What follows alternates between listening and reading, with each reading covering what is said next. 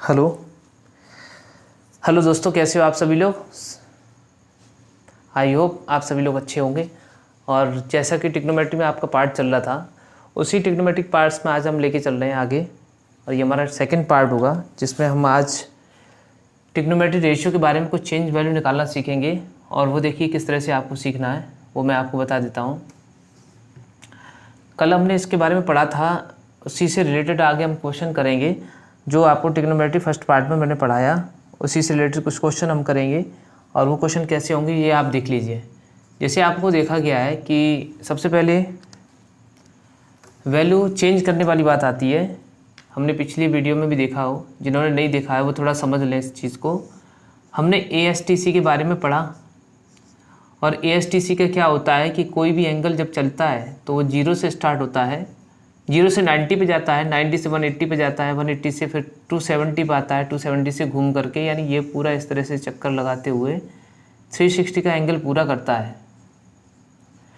तो हमने यहाँ पे ये पढ़ा था कि A का मतलब होता है ऑल पॉजिटिव, यानी sine cos tan cosec sec. यहाँ पे 6 के 6 जो हैं रेशियो ट्रिग्नोमेट्री, वो आपके किस रहेंगे, पॉजिटिव, 0 से लेके 90 के बीच में। A मतलब ऑल पॉजिटिव, S मतलब साइन, और साइन इसमें पॉजिटिव रहेगा, और साइन का जो भाई है वो कोसेक थीटा यहाँ पे पॉजिटिव रहेगा। बाकी 4 जो आएंगे इसमें वो 90 से 270 के बीच में नेगेटिव आएंगे। ये सेकंड क्वाड्रेंट हमारा, ये फर्स्ट क्वाड्रेंट था हमारा, ये सेकंड क्वाड्रेंट बोलेंगे, इसको हम थर्ड क्वाड्रेंट बोलेंगे, और ये हमारा फोर्थ क्वाड्रेंट बोलेंगे, चतुर्थांश जैसे हम कहते हैं।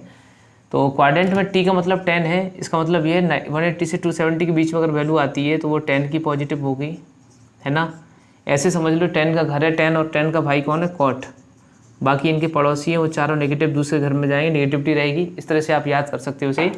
इसी तरह C का मतलब कॉस से है, कॉस थीटा पॉजिटिव, कॉस का भाई इसमें सेक थीटा होगा। बाकी 4 जो पड़ोसी आएंगे वो नेगेटिव रहेंगे। तो आपको याद ये रखना है कि कौन से क्वाड्रेंट में कौन सी वैल्यू याद रखना है। इसके लिए बड़ी चीज़ नहीं है ये सिंपल वे में आप आराम से समझ सकते हो। दूसरी चीज़ आपको ये ध्यान रखना है कि वैल्यू कंडीशन है, कुछ केस हैं, ये मैं समझा चुका हूँ कि एट द 90 पर और 270 पर वैल्यू चेंज होती है। एट 90 एंड 270 वैल्यू चेंज, यहाँ पर आपकी वैल्यू चेंज होंगी। और चेंज कैसे होंगी ये याद रखना है आपको, यानी कि चेंज किसका किस में होगा। तो सीधा सा है कि साइन थीटा तो कॉस थीटा में कन्वर्ट होगा, कॉस थीटा साइन थीटा में आपस में कन्वर्ट हो जाएंगे। जब वैल्यू 90 to 270 पे देखी जाएगी तब सेक थीटा आपका कोसेक थीटा में और कोसेक सेक में आपस में कन्वर्ट हो रहे हैं, इसलिए दोनों तरफ एरो लगा रहा हूँ मैं। ये टेन थीटा कॉट थीटा में, कॉट थीटा आपका टेन थीटा में, ये कन्वर्टेशन होंगे। दूसरा केस सेकंड था आपका कि 180 एंड 270 360, यानी 180 और 360 पे वैल्यू नो चेंज, वैल्यू यहाँ पर आपकी नो चेंज, नो चेंज। ये आपको याद रखने वाली कंडीशन है, और कोई ज़्यादा कंडीशन टफ नहीं है, आप आराम से याद कर सकते हो। इसके एग्जाम्पल के साथ हम जब समझेंगे तो आपको बिल्कुल क्लियरली समझ में आएगा। अब जैसे हम एक एग्जांपल लेके चलते हैं, कोई भी वैल्यू अगर आप निकालते हो, जैसे मैंने बोला कि साइन 120 की वैल्यू निकाली है। साइन 120 की वैल्यू को हम 2 तरीके से निकाल सकते हैं। क्वेश्चन नंबर पहला हमारा, एक तो 180 प्लस कर सके लिख सकते हो उसको, क्योंकि 120 यहाँ पे आ रहा है। तो इसको हम लिखने का तरीका क्या है इसकी, क्योंकि हमें डायरेक्ट 120 की वैल्यू तो निकाल नहीं सकते, हमें याद नहीं है।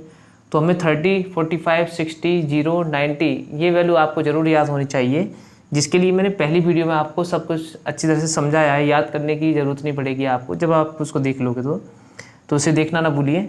साइन 180 माइनस 60, यानी 120 को हम ऐसे लिख सकते हैं। और अभी आपको जैसे मैंने समझाया कि वैल्यू 180 और 360 में नो चेंज। पहले हम ये देखेंगे सबसे पहले जब वैल्यू सॉल्व करते हैं तो कि ये वैल्यू जो साइन की आ रही है 120, वो किस क्वाड्रेंट में आ रही है। तो आप देख रहे हो प्यारे बच्चों कि ये हमारी सेकेंड क्वाड्रेंट में आ रही है। साइन यहाँ पर पॉजिटिव है तो वैल्यू हमारी पॉजिटिव आएगी। पहले किसी घर जाओगे तो पॉजिटिव नेगेटिव देखना ज़रूरी है ना, तो पहले पॉजिटिव आएगी। और जब साइन 180 पर हम देखेंगे 180 पे वैल्यू चेंज नहीं होती है, तो साइन साइन ही रहेगा और वैल्यू हो जाएगी साइन थीटा, साइन 60। साइन 60 की वैल्यू जो होती है √3/2, तो इस तरह से इसका आंसर जो निकलेगा वो √3/2। इसी तरह से हम अगर इसको इस तरह से ना करके और 90 पे चेंज करते तब भी आंसर हो जाता हमारा।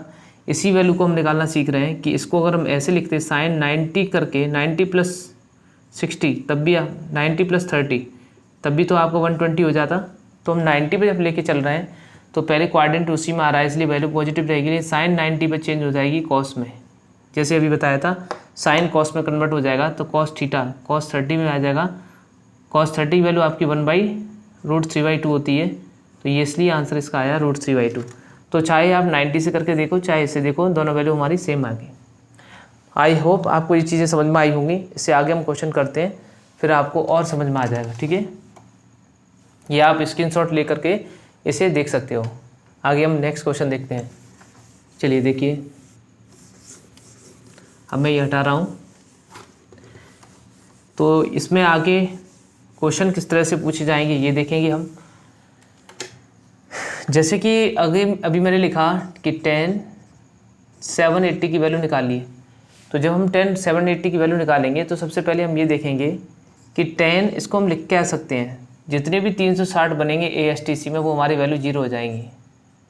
यानी ये पूरा चक्कर जितने भी बनते जाएंगे, तो हमने देखा ये 360 का मल्टीप्लाई जब 2 से करेंगे 720 हो रहा है, 720 + 60। तो ये हम देखेंगे 360 आप गुणा करके लिख लो, या 360 360 दो बार जोड़ कर 720 हो रहा है, 720 और 60 मिला के 780 हो जाएगा। तो यानी जितनी भी वैल्यू आपके 360 की बनेगी वो 0 हो जाएंगी हमारी, क्योंकि पूरा एक चक्कर पूरा होने पर वो 0 माना जाएगा। ठीक है, तो बचा क्या 1060। तो 1060 की वैल्यू हमारे पास क्या आएगी √3, ये हमारा आंसर है। नोट डाउन करिए आप। इसके बाद नेक्स्ट क्वेश्चन देखते हैं हम।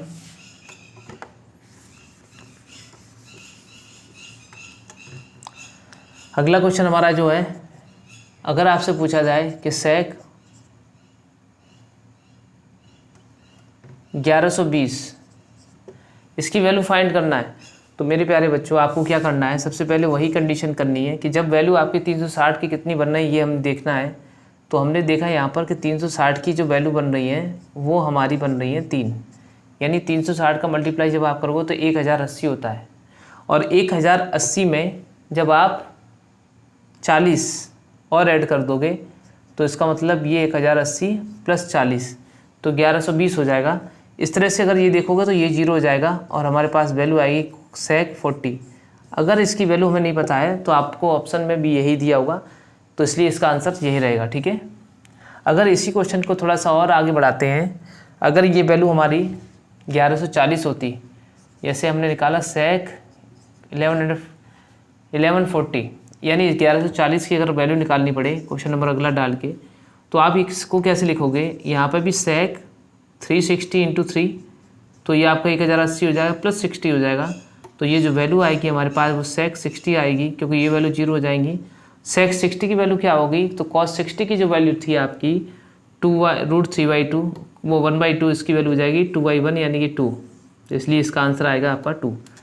तो इस तरह से हम वैल्यू निकाल सकते हैं किसी की भी। तो 360 जितने भी बनते जाएंगे वो 360 आपके कितने बनता है वो 0 माना जाएगा, और उसके बाद जो वैल्यू बचेगी उसका आंसर हम निकालेंगे। ठीक है, आप नेक्स्ट क्वेश्चन देख सकते हो। इसे मैं हटाता हूँ। वीडियो को आप लाइक और शेयर करना ना भूलिए बीच बीच में, इसका भी विशेष ध्यान रखते हैं। ज़्यादा से ज़्यादा वीडियो को फॉरवर्ड करिए, शेयर करिए और इसको सब्सक्राइब कर जरूर करिएगा, जिससे कि हमारा भी मोटिवेशन बढ़ता जाए। ठीक है, तो ये सभी लोग मैं आपके लिए ही कर रहा हूँ,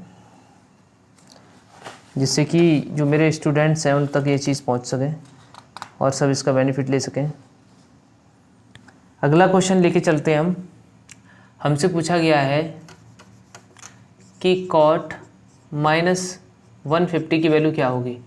तो आप एक बात ध्यान रखिएगा कि दो चीज़ें वैल्यू, जब कॉस नेगेटिव होता है थीटा में तो वो पॉजिटिव वैल्यू आएगी, यानी कॉस थीटा हो जाता है। और अगर सेक थीटा माइनस में इस तरह से दिया हो तब भी वो पॉजिटिव हो जाएगा, लेकिन बाकी और कोई वैल्यू दी होंगी तो वो नहीं हो सकता है। जैसे साइन माइनस का थीटा दिया है तो ये माइनस का साइन थीटा होगा। इसी तरह से बाकी जो और हैं वो भी नेगेटिव में ही आएंगे हमारे अगले 4।